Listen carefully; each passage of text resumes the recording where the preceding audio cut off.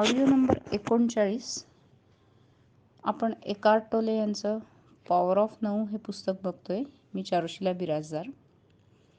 आता आपण एक वेगळ्याच सबटॉपिककडे बघणार आहोत की यूजिंग अँड रेलिंक्विशिंग निगेटिव्हिटी, म्हणजे नकारात्मकतेचा वापर आणि ती सोडून द्यायची.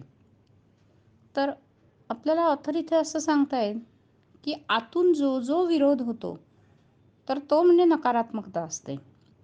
मग ती नकारात्मकतेमध्ये चिडचिड येते, इम्पेशन्स येतो, किंवा रागाने आपण म्हणतो लाल होणे, किंवा उदासीनता येते, डिप्रेशन येतं, मूड बदलतात ते येतं, किंवा रिझेंटमेंट म्हणजे द्वेष, निराशा, चिडचिड असं बरंच येतं. तर त्यांनी सांगितलंय की खूप वेळेला हा जो विरोध आहे ना, तर तो भावनिक यातना देहामधून निर्माण होतो.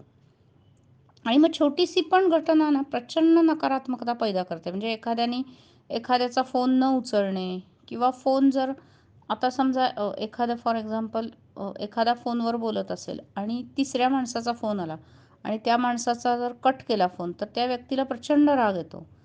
तर अशा प्रकारचे अगदी छोटे छोटे, किंवा दार वाजवतोय आणि लवकर दार उघडलं नाही, तर अशा प्रकारे प्रचंड नकारात्मकता छोटीशी घटना पैदा करते. आणि मग जसं राग, डिप्रेशन आणि खोलवरचे दुःख, आणि मग अहंकाराला वाटतं की नकारात्मकतेमुळे रियालिटीत बदलेल, असं एक आपल्या उगाचच मनामध्ये वाटत असतं की आपण जर विरोध केला तर आपले फ्युचर किंवा आपल्याला येणाऱ्या घटना बदलतील. आणि मग पण तसं होत नाही, आणि मग जे आपल्याला आवडत नाही तेच आपण जास्त जास्त अट्रॅक्ट करत बसतो. तर एक असं पुस्तक आहे की कोर्स ऑफ मिरॅकल. तर त्या पुस्तकात म्हटलंय की जेव्हा तुम्ही दुःखी असता तेव्हा एक अजागरूक विश्वास असतो की तुम्हाला हवं ते मिळेल. म्हणजे कारण लहानपणी पहा, मागे ह्याचा उल्लेख लेखकाने केलाय की लहान बाळ खूप हट्टीपणा करतं, रडतं, आणि मग आई शेवटी वैतागून त्याला काय नियोजित खाऊ असते, हवं असतं ते त्याला देते. तर तेच आपण मनावर बिंबलेलं असतं की आपण जर सतत रडलो, विरोध केला, तर मग आपल्याला हवं ते मिळेल, असा एक चुकीचा अजागरूक विश्वास आपल्या मनात असतो. कारण जर मनाला कळलं असतं की दुःखी राहणे हे काही उपयोगाचं नाही, तर त्यांनी तो तयारच केला नसतं. त्यामुळे त्याला कुठेतरी वाटत असतं की विरोध केला की आपल्याला नक्की ते हवी ती गोष्ट मिळणार आहे. पण सत्य असं आहे की निराशा वगैरे काही उपयोग नाही आहे. उलट जर चांगल्या घटना घडणार असतील तर त्या त्यामुळे घडत नाहीत. तर एकच उपयोग आहे नकारात्मकतेचा, की ती अहंकाराला फक्त बढावा देते आणि ती अहंकाराला खूप आवडते. तर एकदा जेव्हा आपण आपल्यातील नकारात्मकता ओळखतो तेव्हा आपण तिला जाऊ देत नाही. कारण आत खोल जागरूकतेच्या अवस्थेत तुम्हाला सकारात्मक बदलच नको असतात. तर असं मी कित्येक मैत्रिणींचं किंवा माझ्या परिचित लोकांचं पाहिलं बरं का. म्हणजे त्यांनी खूप वेळेला मला ते प्रॉब्लेम सांगायचे आणि मग मी ते प्रॉब्लेम कमी होण्यासाठी त्यांना बऱ्याच गोष्टी सुचवायची, पण त्यांची ती तयारी नसायची ते बदल घडवायची. मग माझ्या लक्षात यायचं की आत खोलवर जागरूकतेच्या अवस्थेत सकारात्मक बदलच यांना नको आहेत. आणि मग त्यामुळे आपली ओळख म्हणजे निराशाजनक ओळख, मी चिडचिडी, मी कटकटी, मला हे होतंय, मला ते होतंय, अशीच ओळख त्या व्यक्तींना सांगायला आवडते. आणि म्हणून मग ते लोक आयुष्यात सकारात्मक बदलच स्वीकारत नाही. आणि याला ऑथर म्हणतायत की हा पूर्ण इन्सेनिटी आहे. म्हणजे हा मूर्खपणा आहे असं ऑथर आपल्याला सांगतायत. तर नकारात्मकता ही पूर्णपणे ॲबनॉर्मल आहे किंवा अनैसर्गिक आहे आणि तुमचे मन त्यांनी खूप पोल्यूट करतं. एक त्यात लिंक आहे, साखळी आहे, आणि ज्यामध्ये विषारीपणा आहे. किंवा काही लोक पहा निसर्ग पण डिस्ट्रॉय, विनाश करत असतात, झाडं उपटतात, मुक्या प्राण्यांना त्रास देतात, हत्या करतात. तर ही सगळी नकारात्मकता, आणि ही नकारात्मकता माणसाच्या मनात साठवली असं ऑथर सांगतात. तर त्यांनी सांगितलं पुढे की या निसर्गात फक्त माणसांमध्येच नकारात्मकता आहे. तर तुम्ही निसर्गातले प्राणी जर ऑब्झर्व केले तर कधी पाहिलंय का हो की एखादं कासव आहे आणि ते खूप दुःखी आहे, किंवा एखादं झाड अश्रू ढाळतंय, किंवा एखादा डॉल्फिनचा मासा आहे आणि तो खूप निराशेने गप्प बसला, असं पाहिलंय का? किंवा बेडूक आहे आणि त्याला स्वाभिमानाचा प्रॉब्लेम आहे आणि ते म्हणतंय यांनी मला फसवलं, त्यांनी मला फसवलं. तर आपण असं कधीच बघितलेलं नाहीये. तर त्यामुळे नेचरमध्ये नकारात्मकताच नाहीये. किंवा तुम्ही कधी बघितलंय का की कावळ्यामध्ये खूप चीड आहे, रिझेंटमेंट आहे, द्वेष आहे. तर जे प्राणी मनुष्याच्या जवळ राहतात तेच फक्त नकारात्मकता दाखवतात असं ते म्हणतात. तर कुठलंही झाड अगर रोप घ्या, ते तुम्हाला शिकवतं की स्वीकार करा. आणि त्यांनी इंटिग्रिटी म्हणजे आयुष्याची अखंडता ते स्वीकारतं. म्हणजे कसं होतं की जगतं, मग पुढे मरून जातं, मग परत नवीन जगतं. सो आयुष्य हे एक अखंडमान ताग्यासारखं आहे. तर आपल्याला झाड हेच शिकवतं की वर्तमान क्षणाला शरणागती, म्हणजे जे काय वर्तमान क्षण आज आपण अनुभवतो आहे, तर त्याला माफ करा, शरणागत करा. म्हणजेच थोडक्यात माफ करा म्हणजे लिटरल मिनिंग नाही माफ करा असं, तर त्याचा स्वीकार करायचा आहे आपल्याला. ते झाड स्वीकार करत असतं. तर कसं जगायचं आणि कसं मरायचं हे आपल्याला हे झाड शिकवत असतं. त्यामुळे त्यांनी तुम्हाला शिकवू दे की जगणं आणि मरणं हा एक प्रॉब्लेम नसावा, असं ऑथर म्हणतात की झाडाकडे बघा, प्राणी पक्ष्यांकडे बघा. तर म्हणजे स्मूथली सहजता येऊ दे आयुष्यात. तर अनेक झेन मास्टर्सनी मला शिकवलं आहे, असं ऑथर सांगतात की मांजराकडून किंवा बदकाकडनं काय घ्या. तर ते झेन मास्टर ऑथरला ट्रेनिंग द्यायचे आणि सांगायचे की 2 तास त्या बदकांकडे बघत बस. मग ऑथर जेव्हा बघत बसायचे बदकांकडे, तेव्हा त्यांच्या लक्षात यायचं की कुठेही ते बदकं म्हणजे कुठेही आरडाओरडा, भांडणं, कटकट, द्वेष, मत्सर असं काही त्या बदकांमध्ये नाही आहे. आणि ते आपले शांतपणे पोहतायत. आणि एक त्यांनी पाहिलं की त्या बदकांमध्ये जर भांडणं झाली, ते भांडतात प्राणी, ते भांडतात. पण 2 बदके भांडल्यावर मग काय होतं, ते विरुद्ध दिशेने जातात एक 10 मिनिटातच आणि मग जोरात पंख फडफडवतात. तर ह्याच्यावर ऑथर असं सांगतात की हे जे पंख फडफडवणं आहे, तर ते नकारात्मक जी ऊर्जा आहे ते शरीरात नाही ॲब्सॉर्ब होऊ देत. तर ते नकारात्मक ऊर्जा पंख फडफडवून ती रिलीज करून टाकतात. ते त्यांच्या बॉडीत नाही घेत ती जास्तीची ऊर्जा. तर यामुळे नकारात्मकता रिलीज होते असं त्यांचं म्हणणं आहे. आणि ही त्यांची नैसर्गिक बुद्धिमत्ता आहे असं आपल्याला ऑथर सांगतात की नैसर्गिकपणेच ते पंख फडफडवतात भांडणं आली की, आणि मग विरुद्ध दिशेने पोहायला लागतात. साधं सरळ सोपं.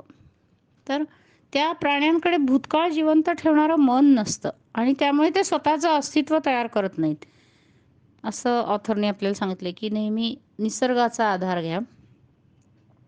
पुढे त्यांनी सांगितले की नकारात्मक भावनेत महत्त्वाचा संदेश असतो का, असा एक साधक प्रश्न विचारतायत. आणि जर मी सतत निराशेने ग्रस्त असेल तर माझ्या आयुष्यात काहीतरी वाईट असेल का?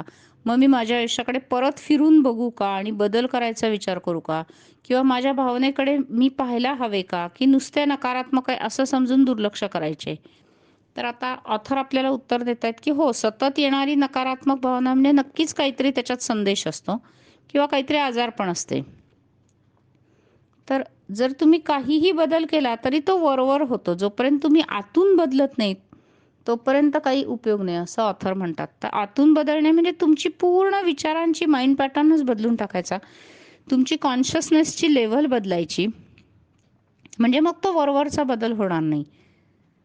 आणि तुमचे काम, तुमच्या रिलेशनशिपविषयी किंवा तुमच्या आसपासच्या सराउंडिंगविषयी पूर्ण तुमची विचारांची दिशाच बदलायची. तर याचा एकच अर्थ आणि संदेश असेल, तुम्ही जास्तीत जास्त वर्तमान काळात राहायचं. जेव्हा तुम्ही एका विशिष्ट पातळीवर पोहोचता, तेव्हा तुम्हाला नकारात्मकतेची गरजच लागत नाही. परंतु जोपर्यंत नकारात्मकता आहे, तोपर्यंत तुम्ही त्याचा एक फुटिंग स्टोन म्हणून वापर करा. पायाखालचा दगड असा म्हणून वापरा. नकारात्मक आली आहे, नकारात्मकता हे समजून घ्या. आणि तो एक प्रकारचा आपल्याला सिग्नल आहे, जो तुम्हाला वर्तमान काळात राहायला सांगतोय. अशा तऱ्हेने त्या नकारात्मकतेचा वापर करा, असं आपल्याला लेखक सांगतात. मग पुढे साधक अजून एक प्रश्न विचारतात की आपण नकारात्मकता वर येण्यापासून कशी थांबवायची किंवा तिच्याकडून मधून कसे मुक्त व्हायचे? तर मग ऑथर उत्तर देतात की तुम्ही वर्तमान काळात राहायचा प्रयत्न करा. दुःखी अगर निराश होऊ नका. जर आली, जरी आतून आली नकारात्मकतावर, राग आला, चीड आली, तरी इट्स ओके, म्हणजे तरी वर्तमान काळात परत यायचं.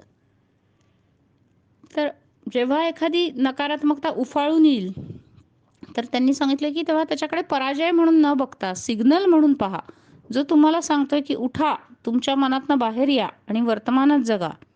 तर त्यांनी एक खूप छान उदाहरण सांगितलं की आल्डस हक्सले यांची एक कादंबरी आहे द आयलंड नावाची. आणि तर त्या हक्सले यांचं जहाज फुटतं आणि ते एका निर्जन अशा बेटावर येतात. निर्जन असं नाही, पण वेगळ्याच प्रकारची सिव्हिलायझेशन किंवा वस्ती तिथे असते.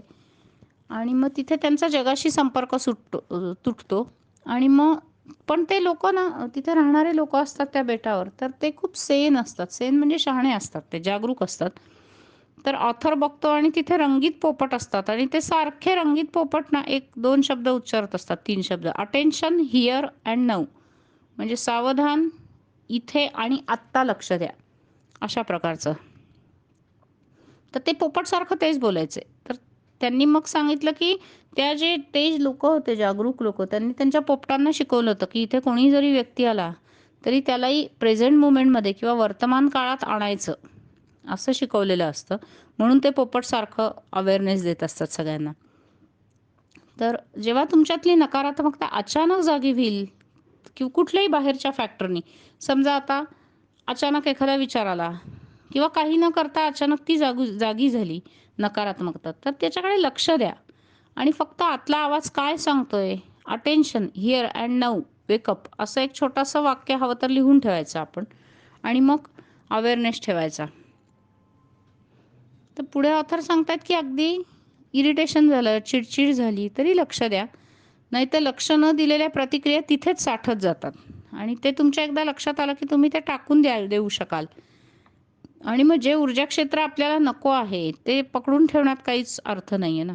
त्या ऊर्जा क्षेत्राचा जर काही उपयोगच नाही, तर ते समजून उमजून ते फेकून द्या. जसं ते बदकं हे करतात, फडफडवतात पंख आणि मग नकारात्मकता टाकून देतात. तसं एक तर ती टाकून द्या आणि जर तुम्हाला ती फेकून देता येत नसेल, तर ती तुम्ही फेकून नाही देऊ शकणार, तर ती ॲक्सेप्ट करा की ती आत आहे आणि तुम्ही काय फील करताय त्यावर लक्ष द्या. ठीक आहे, आत नकारात्मकता आहे, मग काय होतंय, डोकं दुखतंय का, पोट दुखतंय का, काय डिस्टर्ब आहे, सो ह्याचा अभ्यास करा. तर पुढे त्यांनी एक प्रॅक्टिस पार्ट असा सांगितला आहे की नकारात्मक प्रतिक्रिया फेकून देता येत नसेल, तर असा विचार करायचा की तुम्ही पूर्ण लाईटचे पारदर्शक झालेला आहात आणि मग तुमच्या आरपार ती नकारात्मकता गेली. म्हणजे तुम्हाला काही कोणी बोललं, कोणी तुम्हाला दुखवलं, तर तुमच्या ती आरपार गेलेली आहे. तुम्हाला काहीच आतमध्ये जी कडक भिंत आहे, ती तुम्हाला काहीच डिस्टर्ब केलेली नाही तिने. तर त्याच्यावर तुम्ही काम करा की तुम्ही पारदर्शक झाला आणि ती नकारात्मकता आतून बाहेरून म्हणजे गेलेली आहे तुम्ही पारदर्शक झाल्यामुळे. एक त्यांनी अजून एक प्रॅक्टिस अशी सांगितली की रात्रीच्या वेळी बसा आणि शांत जेव्हा तुम्ही बसाल, तेव्हा एखादा जोरात मोटरचा हॉर्नचा आवाज आला किंवा एखादं कुत्रं भुंकलं, तर आपल्याला राग येतो.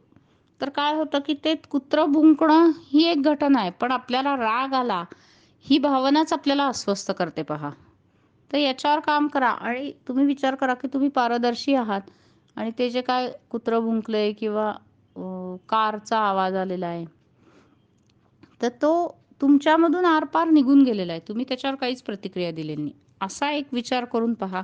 ही एक प्रॅक्टिस करून बघा. किंवा तुम्हाला कोणी काही लागेल असं बोललं, तर ती तुमच्या आरपार जाऊ दे. त्याला काही विरोध करू नका. आणि असा विचार करा की ज्याला दुखावलं जात होतं, तो आता शिल्लकच नाहीये. तर याला खरा फॉरगिव्हनेस म्हणतात किंवा याला क्षमा याचना म्हणतात. क्षमा केली असं म्हणतात. आणि तरी अर्थात तुम्ही त्या व्यक्तीला सांगू शकता की हे तुझं काय वागणं आहे ते काय मला पटलेलं नाही. पण आतील अवस्था तुमची ही अशी स्ट्राँग होईल, आतील मन स्ट्राँग होईल आणि मग तुम्ही तुमची पॉवर जी आहे, आतील शांततेची पॉवर, ती दुसऱ्याला देणार नाही. तुम्ही मनाने हाकले जाणार नाही आणि मग तो हॉर्नचा आवाज असो, भूकंप असो, काही असो, तुमची मालमत्ता लॉस झालेली असो, तरी तुम्ही विरोध करणार नाही. कारण विरोध करण्याचं मेकॅनिझम एकच असतं. तर हे पहा, हे नवीन एक ऑथरनी हळूहळू तेच तेच तेच सांगून हा नवीन एक मुद्दा आपल्याला सांगितलेला आहे आणि याच्यावर काम करायला काही हरकत नाही आहे. अवघड आहे, मान्य आहे, सोपा नाही आहे, पण ठीक आहे, आपण सगळ्यांनी मिळून अभ्यास करूया आणि अशी नकारात्मकता ओळखूया. आपल्याला असं लक्षात येतं की बापरे, आपल्यामध्ये केवढी नकारात्मकता आहे. पण ठीक आहे, ती ओळखायची आणि स्वतःला हार्शली जज नाही करायचं, स्वतःला कडकपणे न्यायनिवाड्याच्या तराजूमध्ये नाही तोलायचं आणि नकारात्मकता आहे ठीक आहे म्हणून पुढे जायचं. सो द जर्नी कंटिन्यूज, म्हणजे लाईफ पुढे चालू राहतं. तर अशा प्रकारे आपण अभ्यास करूया. Thank you very much.